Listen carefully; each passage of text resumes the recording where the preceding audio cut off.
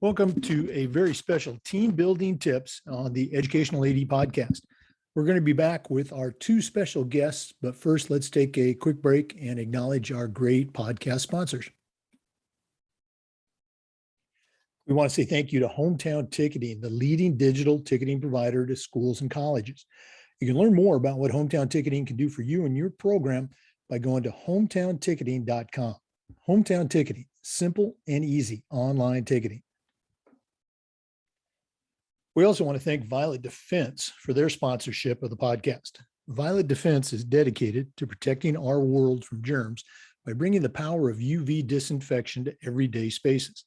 Their patented technology enables them to harness the power of the sun to incorporate ultraviolet light into their products in your environments like never before. Whether you're ready to implement some of their existing products, or if you'd like to explore researching and developing a custom deployment of their technology for your school, Violet Defense has the solutions and the experience you need. Thanks again to Violet Defense for sponsoring the podcast, and go to violetdefense.com for more information. We also want to say thank you to Sideline Interactive for their support. You know, it's becoming harder and harder to fund an athletic department these days, but Sideline Interactive's indoor scoring tables and video boards can generate $10,000 or more every year, while also creating excitement in the gym and the ultimate game day experience for your student athletes. Go to sidelineinteractive.com or give them a call at 832-786-0302 to schedule a live web demo and see their tables and boards in action. You can also email them at sales@sidelineinteractive.com for more information. That's sales@sidelineinteractive.com. I promise you, you will be very impressed. We also want to thank Wall of Fame by Vital Signs. You know, they are on a mission to bring your school's legacy to life. They provide a variety of interactive touchscreen video consoles and an extensive library of templates to make it easier than ever to recognize the athletic achievements of your students, both past and present. For more ideas on how to showcase your school's diverse history, along with your proudest moments, go to vitalsignswalloffame.com. Or to learn more and get started with your own digital Wall of Fame tribute, give them a call at 614-981-3589 or email them at sales@vitalsignswalloffame.com. That's sales@vitalsignswalloffame.com. We also want to thank Huddle. Remember, at Huddle, we power sports. Over 180,000 teams, including some of the best in the world, use Huddle to elevate the performance of their teams and their athletes using video and analytics. Huddle's the complete performance platform. They have online tools, mobile and desktop apps, smart cameras like the Huddle Focus. Of course, there's analytics and a whole lot more.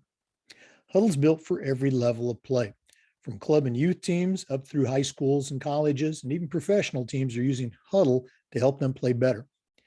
You're in pretty good company with over 6 million users, including your student athletes, a lot of their parents, and the coaches of the college and university teams that you're trying to get to recruit your kids. If you want to find out more about what Huddle can do for you and how your school can become a Huddle school, go to huddle.com and talk to their professionals. Remember, at Huddle, we power sports. And we also want to thank Athletic Surveys by Lifetrack as they sponsor the Athletic Director's Toolbox segment of our podcast. Athletic Surveys by Lifetrack are a quick, easy, and affordable way for you to collect comprehensive data that allows you to evaluate and improve your entire athletic program. Athletic Surveys by Lifetrack also gives you access to the 95% of the parents and the players who really love your program. And it gives them a voice to help demonstrate the importance that a positive athletic experience has for them. Go to athleticsurveys.com and check out their testimonials, and then give them a call at 1-800-738-6466, or you can email them at info@athleticsurveys.com to get started. If you've never used a survey to take the pulse of your parents or your student athletes, you're really missing out. Go to Athletic Surveys by Lifetrack and let them help you take your athletic program from good to great. Hey, welcome back, everyone, to a very special episode of the Educational AD Podcast and our team building tips. Today, we've got two really, really cool guests. We're joined by Dr. Mike Blackburn, who's the Executive Director of the NIAAA. And we're also joined by Phil Rison, the Assistant Executive Director for the NIAAA. And they're going to give us a little bit of a rundown, a review of our recent national conference. But Dr. Blackburn, welcome to the podcast. Thank you, Jay. Good to be with you. Hey, Phil, really appreciate you taking time to join us today.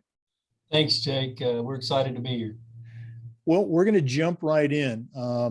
Mike, I'm going to throw the first question at you. We just had our national conference. For our listeners, we're recording this on January 13th. So it's about a month later.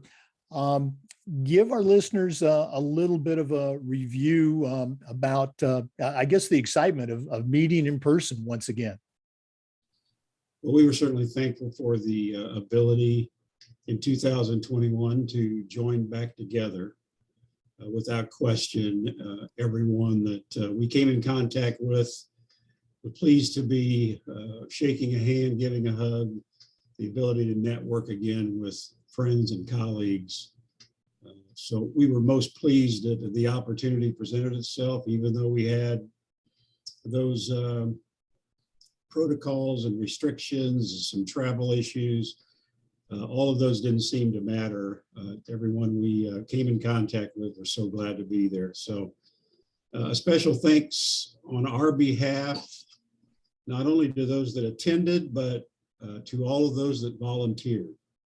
You know, if you look at the numbers, probably 20% of those that attended the conference also participated in leadership roles, maybe presenting or instructing, moderating, or in some way representing a group or their state or whatever the case may be. So we couldn't do it without them.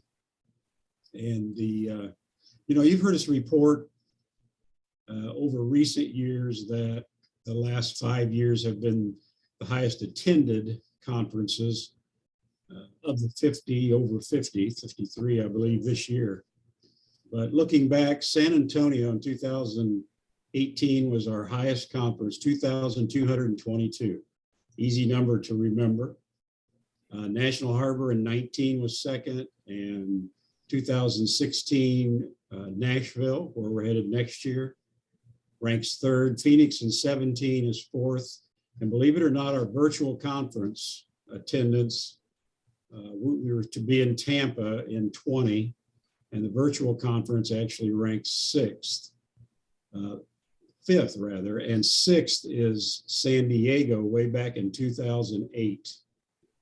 The conference we just finished in 2021 in Denver ranks right behind that sixth place San Antonio. So we're less than 20 away from that 2008 number. And just for the old timers that might have been there in 2008, beautiful San Diego was always a hot spot. And that year they had what they called a winter storm, and it was 50 to 55 degrees and rainy and not the usual San Diego weather. But we're pleased that 2021 certainly came in that high. We know that there are those that stayed away because of the mandatory vaccines. We know there are some that actually signed up because there were mandatory vaccines, that ruling that came in a couple of weeks before the conference.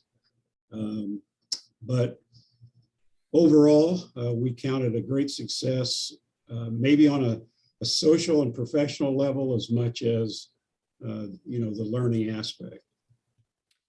Oh, I would agree 100%. The people that I spoke with over the course of the conference, the professional development stuff, the LTIs and the workshops, just fantastic. But just being back together and seeing people and shaking a hand or giving a hug, that was as good as the virtual conference was.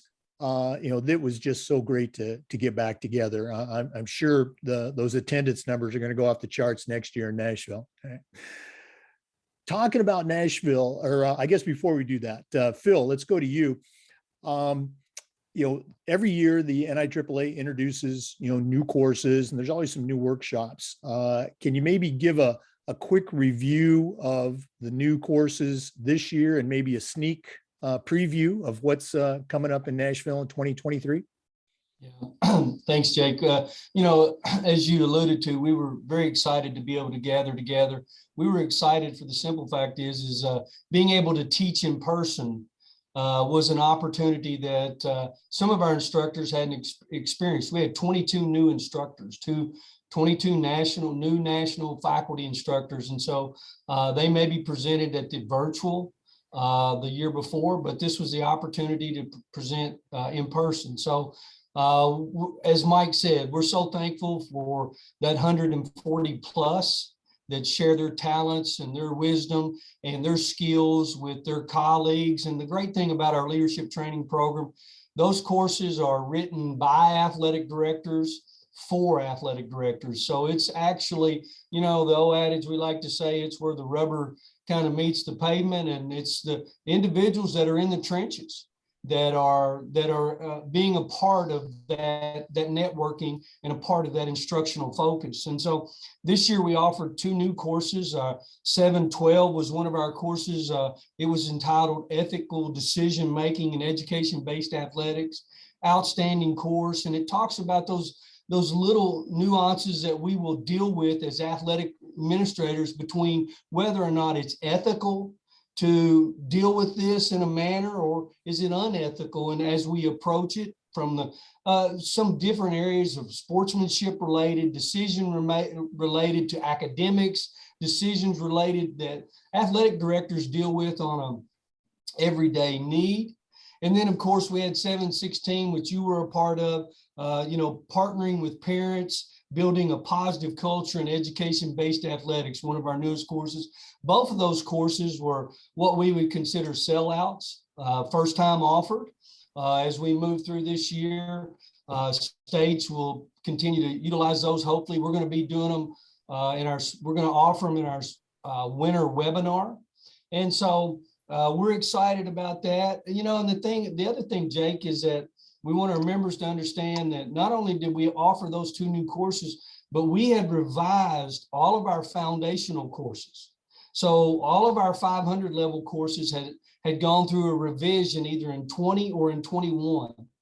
And especially the legals were in 2021, as were 501, 2, and 3. And then 511 we did in 2020.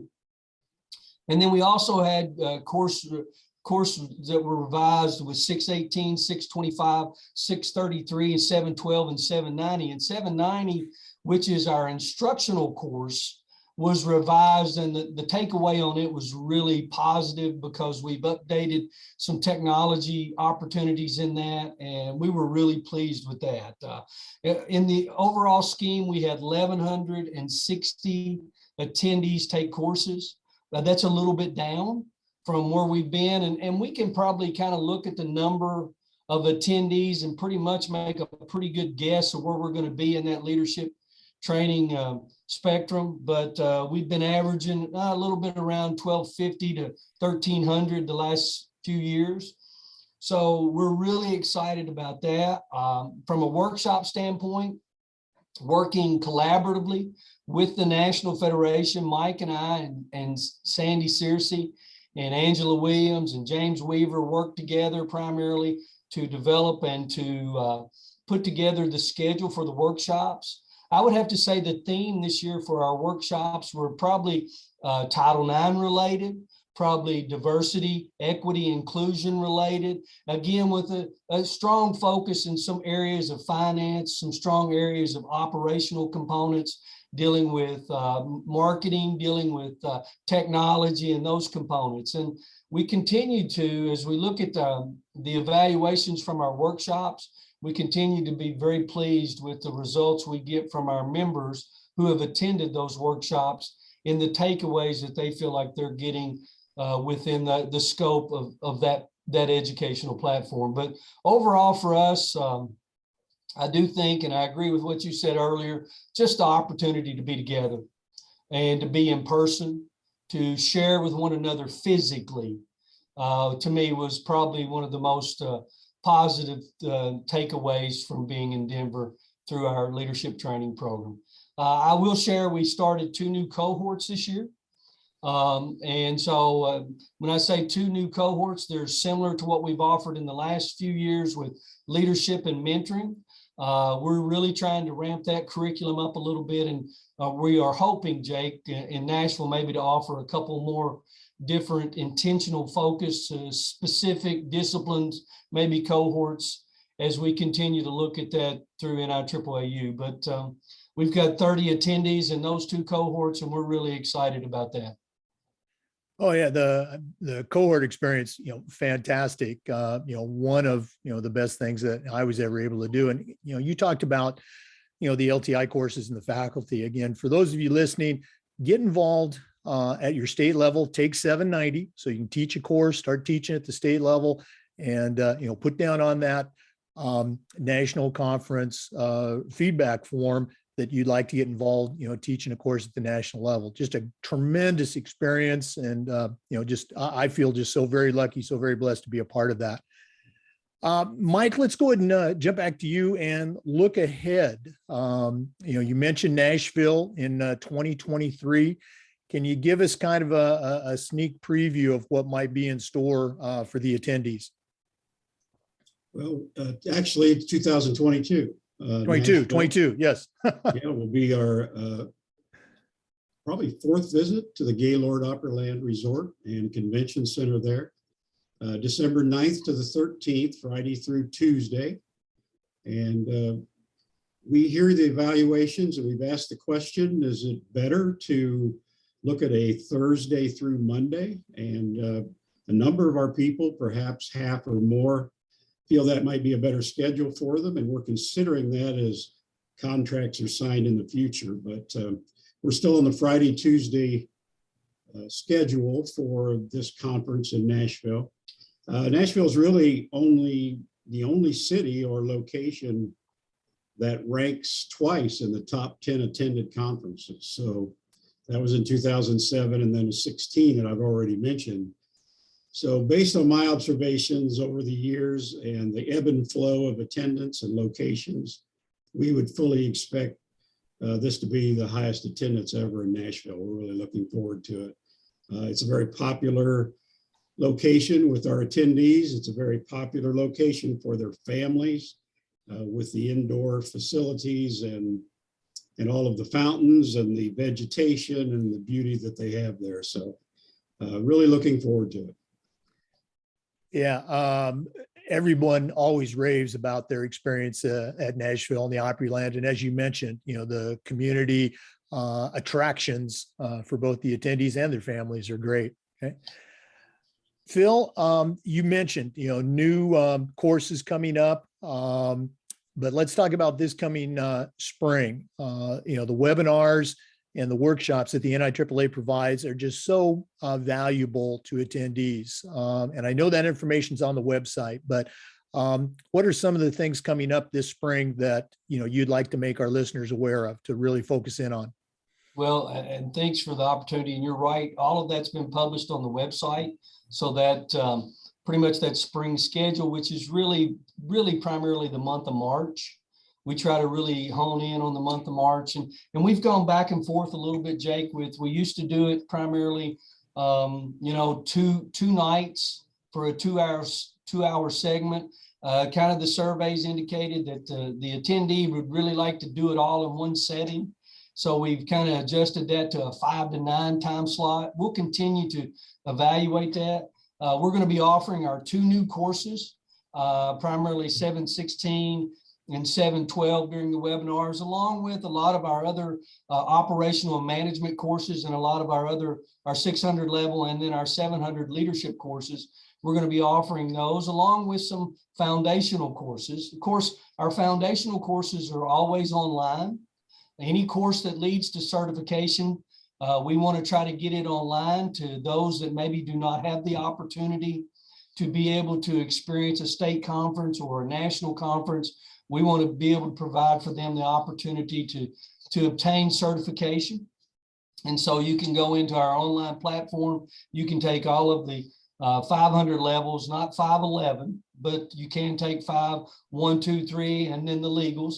And then our international courses are online now. So for our international body, the opportunity for them to go in and seek certification. So that's kind of our spring schedule a little bit. We'll do a little smaller version in the summer of webinars, and then we come back and we kind of do a little fall series as well, as our ADs are primarily coming back maybe off of a break and trying to get them. I guess the other thing I would kind of want to add is going into Nashville, we have 2 new courses, really 3. 2 that we've been working with extensively, but we've also added a new international course that will be similar to our 710 course, which is kind of a current events course. So we will be adding 910, which we've got about 22 athletic administrators, international athletic administrators that have been working collaboratively with Dr. Scott Smith and Don Bales in developing that course, and with Bruce Whitehead. And then our 2 new courses that we're going to be piloting this year will be 629, which is diversity awareness and education-based athletics, and then 713, coping with tragic events within the athletic department. And I think that's a Florida crew that's been working on that course and working on that development. So we're kind of excited about those 2 new courses and seeing the pilots roll out. Understand the pilot process. A lot of people maybe don't understand, but the pilot process involves, it's kind of like a scrimmage. If you relate it to an athletic administrator, it's a scrimmage. It's a practice game. We go in and we have the teachers, the authors and the instructors teach. And then at that point, they give feedback. And from that feedback, we will make revisions to the course. And then we'll come back and do that again at our summit with our state coordinators. And so it's been very successful as we do that. And then finally, we'll come to that final product in which we will offer this year in Nashville in 2022 as we get ready for our National Athletic Directors Conference. Yeah, we are very excited about that Florida team putting together that new course. Quick question. If somebody was thinking, hey, I've got a great idea for an LTI course, what would be the best way for them to communicate that? To go through their state coordinator, or just reach out directly to NIAAA? They can reach out directly to me at any time if they have ideas. Primarily what we're going to do, Don Bales and Dr. Scott Smith kind of lead that within our Professional Development Academy team. So then at that point, we would forward that to them and give them the opportunity to have a meeting and collaborating in the fact of the total scope of what it would take in order to develop a new course. Okay, great stuff. So if you have an idea, get in touch with Phil Rison. Who knows, that might be the next LTI course. Again, for our listeners, we're visiting with Dr. Mike Blackburn, the Executive Director of the NIAAA, and Phil Rison, the Assistant Executive Director. We're going to take a real quick break, and then we're going to be back and ask Dr. Blackburn and Phil to contribute to the Athletic Director's Toolbox. So please stay with us. This is the Educational AD Podcast. We want to thank Athletic Surveys by LifeTrack for their support of the Educational AD Podcast. Athletic Surveys by LifeTrack are a quick, easy, and affordable way for you to collect comprehensive data that allows you to evaluate and improve your athletic program.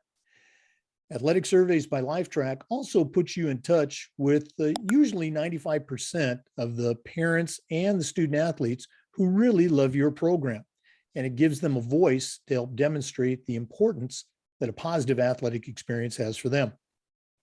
Go to athleticsurveys.com and take a look at their testimonials, and then give them a call at 1-800-738-6466, or you can email them at info@athleticsurveys.com to get started.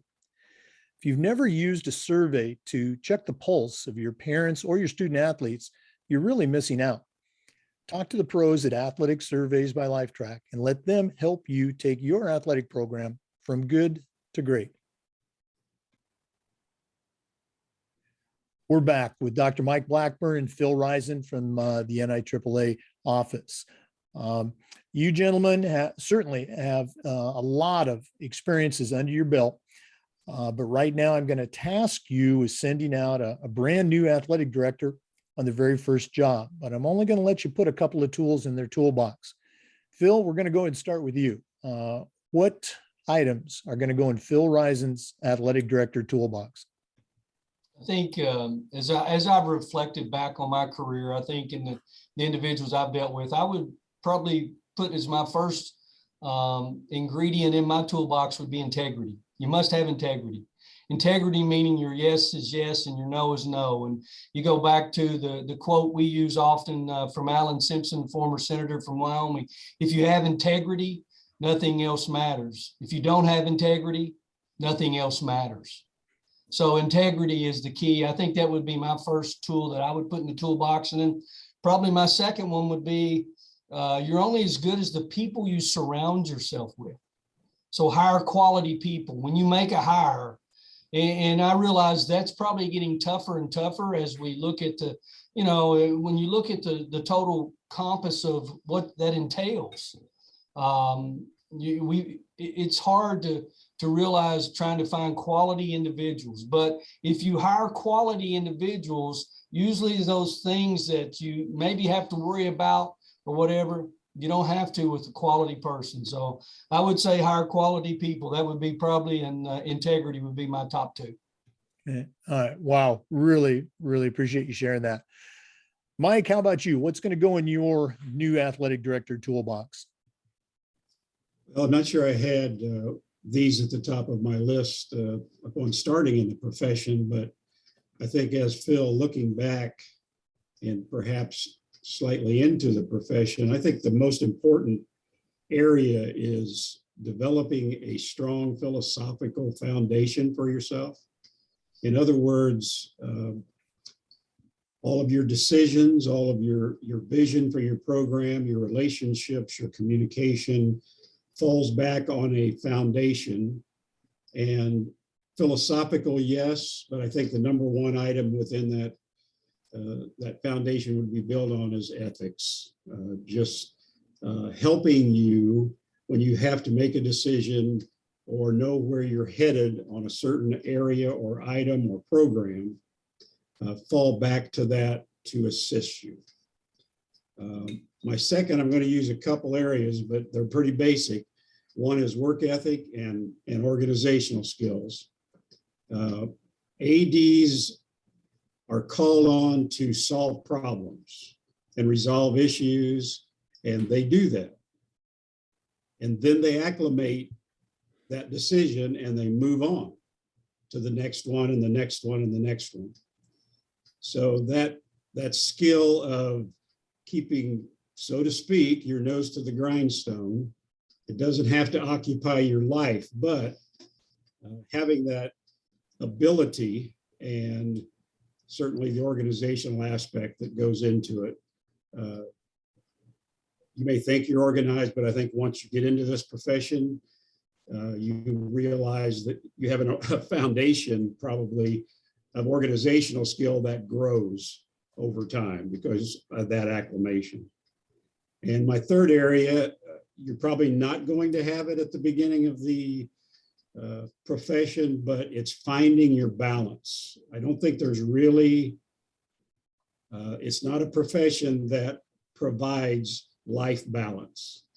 So the demands and everything that are involved time-wise and so on, and many professions have that, I fully understand, but this is one within the educational process that does work tremendously long hours as compared to some other roles within the school district. So the best advice I think is with your spouse, your family, find what works for your family. The same thing won't work for everyone, but to make an effort to find that. And I think so many of us are blessed with a spouse that through the years has been very understanding, helping in that balance. My wife, Brenda, certainly has put in years of from teaching, coaching, right on up through today, all that is demanded. So a life balance for yourself and your family would be my third. Wow. Great stuff. I'm going to review those for our listeners. Integrity, hire good people, know your philosophy, have that foundation of ethics, work ethic and organization, and then balance. As I look back, you talk about no regrets. I think that's one of my regrets is I know, I brought the job home too many times. My kids were in sports. My wife was a coach, but, still finding that balance, so key. Mike Blackburn, Phil Rison, thank you so much for being on the podcast today. Thank you. Thank you, Jake, for the opportunity. For our Absolutely. listeners, the contact information for both of these gentlemen is on the NIAAA website and the portal. If you're not using the portal, you should. We appreciate you listening today. Remember, the Zoom recordings of all these interviews are uploaded to the Educational AD Podcast YouTube channel. Thanks again for listening. Come back again next time for another episode of the Educational AD Podcast. We appreciate you listening to the Educational AD Podcast, and it couldn't happen without our sponsors. So please patronize our sponsors. They're all companies that I've used either as a coach or as an athletic director. Just looking at my screen here, we've got Huddle, Sideline Interactive, Hometown Ticketing, Wall of Fame by Vital Signs, and the athletic surveys by LifeTrack out of graduate surveys. Thanks for listening. Come back again next time.